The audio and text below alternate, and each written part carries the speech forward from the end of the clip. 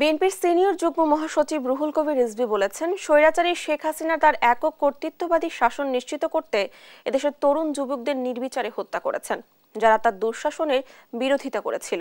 রুহুল কবির রিজভী বুধবার বেলা 2টায় সিলেটে পুলিশের গুলিতে নিহত তরুণ সাংবাদিক এটিএম তুরাবের পরিবারের সাথে দেখা করতে এসে একথা বলেন। এই 5ই আগস্ট পর্যন্ত, জুলাইয়ের গণহত্যার 5ই আগস্ট পর্যন্ত যেটা চলেছে, এটা একটা অনেক বড় আত্মত্যাগ। এই আত্মত্যাগের মধ্যে দিয়ে আমরা দ্বিতীয় স্বাধীনতা লাভ করেছি।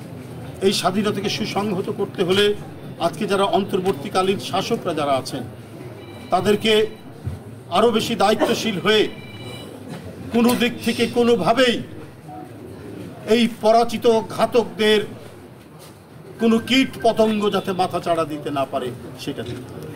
কারণ ওরা হলো দেশের শত্রু, ওরা দেশের মানুষের শত্রু, ওরা গণতন্ত্রের শত্রু,